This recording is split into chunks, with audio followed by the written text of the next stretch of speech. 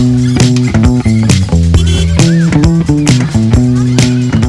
just watched a really great movie and I want to share about it. How's it going? I'm Maya. I just saw Drive Away Dolls on opening night and it was a really great movie and I want to share a little review about it. Drive Away Dolls is a road trip movie. It's about two friends who are trying to get away from life and end up going on a whole adventure. It's directed by Ethan Coen of the Coen brothers. They're known for Fargo, No Country for Old Men, Caesar, and many more movies. The story follows Jamie and Marina, two friends who live on the East Coast as they journey towards the South, but things get more complicated. They get involved with some crime. Marina just wants a simple, straightforward road trip, while the other is ready to tour of the lesbian bars of the American South. It's a really fun movie. It's a road trip. It's two friends. It's an adventure of a lifetime.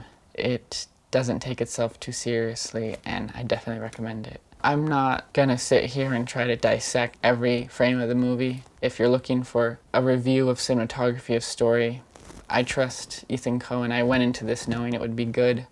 As far as pacing, technically, it would just be a good movie. So I want to dive more into the way it impacted me. And I think it's important to note that cinema now, little by little, is becoming a more plural art form. It's not just one thing for everybody. This movie was inspiring and beautiful because I saw myself on screen. Geraldine, Viswanathan, I'm probably butchering that. Beautiful to see brown, queer women taking center stage and queerness to take such a center stage. If you aren't brown and you aren't queer and you aren't a woman and you didn't like this movie, well, that's okay. This movie wasn't for you. There's 1,000 other movies where you're on screen and you can go enjoy those. Some art is made for some people, some art is made for other people. I wanted to share 4 moments, 4 ideas from the film that really resonated with me. So from now on, spoiler warning, I'll put a time code right here if you want to skip to not spoilers. The beginning was fantastic. Queerness on display. There's a scene in a gay bar. It is unapologetically queer. There is no hiding, there is no implication. It's just gay, and it's really wonderful. I think a lot of movies can have queerness and coming out and the struggle and rejection from broader society be a real focal point of a film. It's really lovely to see a story where that journey was fought through off screen because, you know, coming out, be it with your gender or sexuality, is hard. There was understanding that, okay, these people are queer. That's done. They're all out. Let's get on with the story. I love seeing status quo be what I get to live here in Oakland, just where I go out and I interact with people. And the fact that they're queer is like them telling me their favorite color. Not saying everyone in Oakland is queer, but the people I hang out with tend to be queer. So it was really beautiful to see that represented, and the movie takes place like 30 years ago. So it's just another wonderful reminder that we've always been here.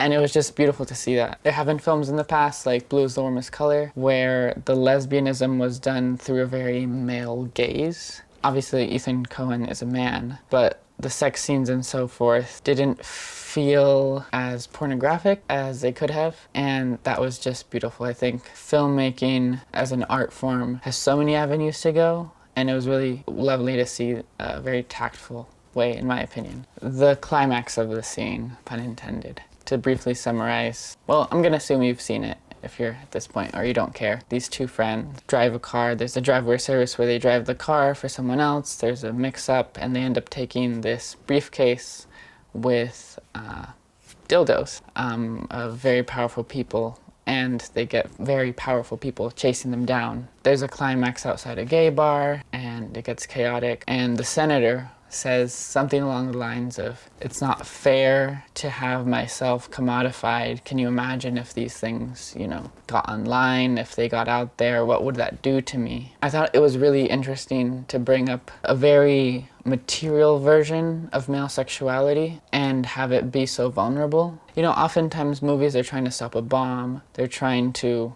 win someone back. There's an object, in this case the briefcase, that keeps the plot moving forward. There's a MacGuffin. For me, that briefcase represented a real fragility in the way our society is set up. Femininity is what is sold and bought. And feminine beauty has been so commodified, so easily turned into materialness, so consumerized that we don't even think about it that much. So having a version of a commercialization of masculine sexuality being put in danger was just flipping the whole thing on its head, and it kind of got me thinking, how different would the world be if we had everything flipped around?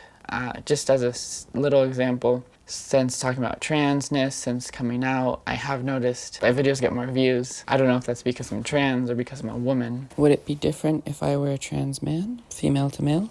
But I have noticed a difference, and it's interesting to have this version of reality where that was put on its head. It wasn't like trying to hide some feminine innocence or protect infantilization our modern media and culture have of femininity. Rather, it was masculinity that was in danger in a beautifully absurdist way. That's the other thing about this movie. It didn't take itself seriously, and I feel like a lot of movies, a lot of life is taking itself seriously right now. So it was really great just to have a comedy that wasn't just jokes for the sake of jokes. It was jokes and humor that moved the story forward, and it'd have these cutaways to these like psychedelic, almost like art installations that would just kind of cut in. If you didn't have that, it would just kind of cut between our protagonist and our antagonist, kind of back and forth, but breaking it up kind of reminded you of how absurd the story was and of how absurd life is and how silly things can be, while also delivering a story that had emotional weight and love and joy, discomfort, and all those feelings that make going to the movie so important. It was a really great movie. It was a lot of fun. Go watch it if you're queer. Go watch it if you're not queer. Understand that if you're not queer, you're entering a different space, and it's an opportunity to learn. It's really beautiful when movies in general can accomplish so many things at once. It can give us comedy, it can give us drama, it can give us love, it can give us a meaningful story. It can also give us a commentary on society. It can fill an evening, it can bring joy. The other thing that made this exciting was I hadn't been to the movies. It got me out to the theater again and to the magic of the big screen and sitting next to a bunch of strangers in the dark, eating my food I brought from home and feeling all those feelings together with those strangers and having that wonderful experience, getting a poster.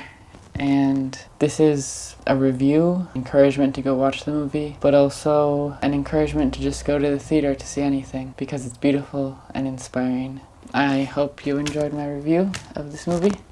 It was really good. I enjoyed it a lot. Hopefully you got something out of my review. And if you did watch it, let me know in the comments down below what you thought. I'd love to get your take. All the new people, welcome. I'll see you guys really soon. I love you guys. Bye.